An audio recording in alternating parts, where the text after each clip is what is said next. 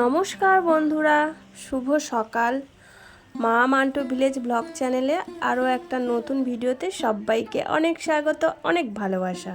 তো কেমন আছো সবাই? আশা করি সবাই ভালো আছো, সুস্থ আছো, আর তোমাদের আশীর্বাদে আমরাও অনেক ভালো আছি। তো আজকের বৃহস্পতিবার, এখন বাজে ওই সকাল 11:30।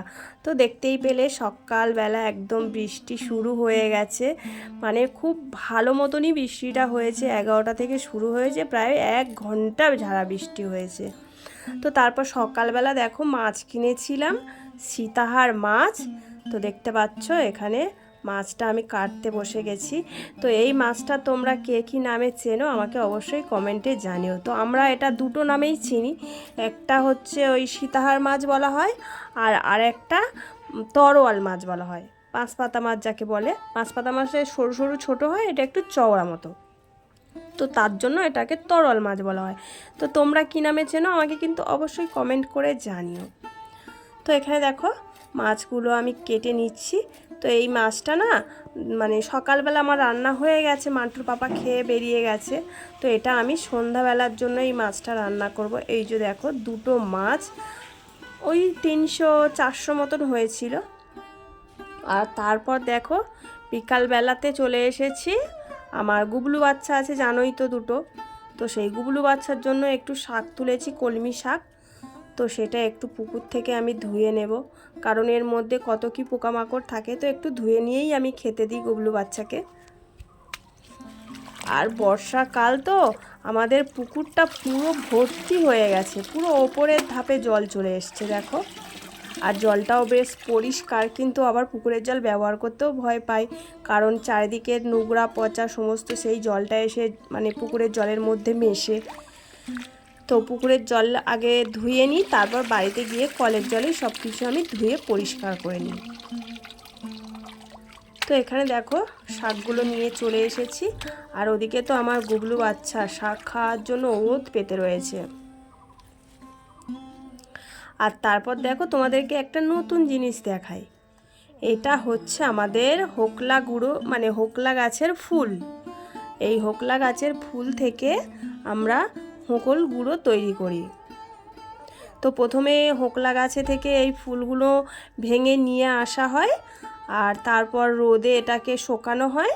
তারপর একটা খড়া বা দস্তার বড় গামলা খড়া, তার মুখে কাপড় বেঁধে এটাকে ওর ওপর রেখে আর বাড়ি দিয়ে মানে মারলেই ওর গুঁড়োটা ঝরে যায়। তো দেখতে পাচ্ছ বাড়িগুলো কি মোটা মোটা আর লম্বা লম্বা অনেকটা। তো এটা আমি অন্য একটা ভিডিওতে তোমাদেরকে দেখাবো। আর এই যে দেখো আমার গুবলু বাচ্চার খিদাও পেয়েছে, আর টান টান হয়ে শুয়ে আছে। এই যে দেখো পেয়ারা দিয়েছি একটা, ওটা তো খাবেই না, ও না অন্য কিছু খেতে চায় না। একটু পাক্কা পেয়ারা হলে বা একটু পাকা কলা হলে খায়, আর তা না হলে ঘাস খায়। ও আবার যা তা ঘাস খায় না, সাঞ্চে ঘাসও খায় না, খায় শুধু কলমি শাক। আর তারপর দেখো সকাল সকাল রান্না বসিয়ে দিয়েছি। জানো তো বন্ধুরা, মন মেজাজটা একদম ভালো নেই, মনটা খুবই খারাপ। সব দিক থেকে যেন ভগবান আমাদের উপরে উঠে পড়ে লেগেছে। শারীরিক দিক বলো, মানসিক দিক বলো, জানি না কবে এই দুদিন থেকে বেরাতে পারবো, আদৌ বেরোতে পারবো কি তাও জানি না। তো এখানে আমি ভাতটা বসিয়ে দিয়েছি উনুনে, আর মান্টু মা দাওয়ায় খেলা করছে, আমার কাছে আসার জন্য বায়নাও করছে।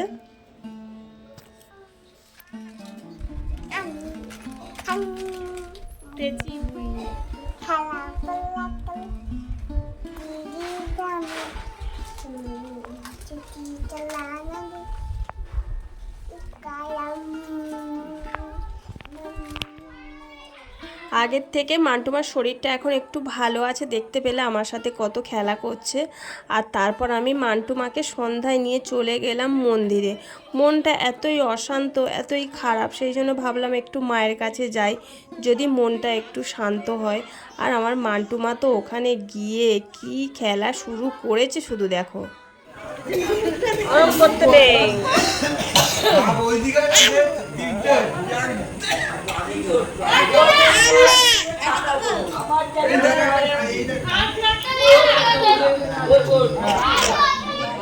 তো ঠাকুর মশাইও চলে এসেছে, পুজো শুরু হবে যেহেতু আজকে বৃহস্পতিবার, প্রতি বৃহস্পতিবারেই এই মন্দিরে পূজা হয়।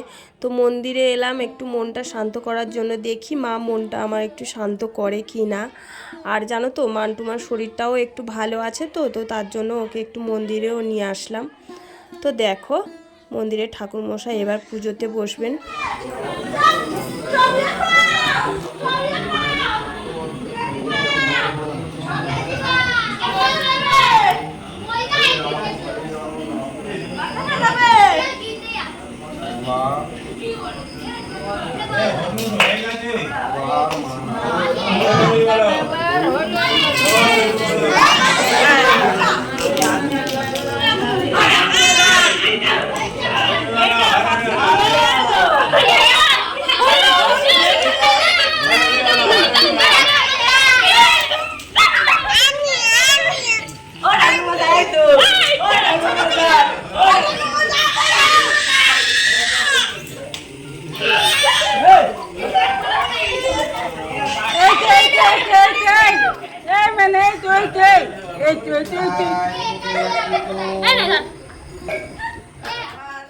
পুজোর সময়টা তোমাদেরকে দেখাতে পারলাম না, কারণ মান্টুমা এত বিরক্ত করছিল যে সেই সময়টা দেখাতেই পারলাম না। তো অন্য একটা ভিডিওতে আমি দেখাবো। তো ওখানে পুজো হয়ে গেছে, আর মান্টুমা আমরা সবাই দেখলেন উটের বাতাসাও গুড়ালাম, আর তারপর পুজো দিয়েছিলাম।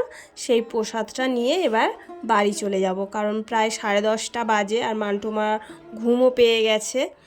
আর এই যে এদিকে দেখো আমাদের মা মনসা মন্দির আছে, আর মা মনসা মন্দিরের পাশেই আমাদের শিব ঠাকুরের মন্দির আছে। তো বন্ধুরা ভিডিওটা আজকের আমি এখানেই শেষ করছি। তো আমার এই ভিডিওটা যদি তোমাদের ভালো লেগে থাকে তাহলে একটু লাইক করো, কমেন্ট করে জানিও, আর অনেক করে শেয়ার করো। আর আমার চ্যানেলে যারা নতুন বন্ধু আছো আমার চ্যানেলটিকে সাবস্ক্রাইব করে আমার পাশে থেকো। তো চলো আজকের এই পর্যন্ত, সবাই সুস্থ থেকো, ভালো থেকো। আরও একটা নতুন ভিডিও নিয়ে চলে আসবো তোমাদের কাছে।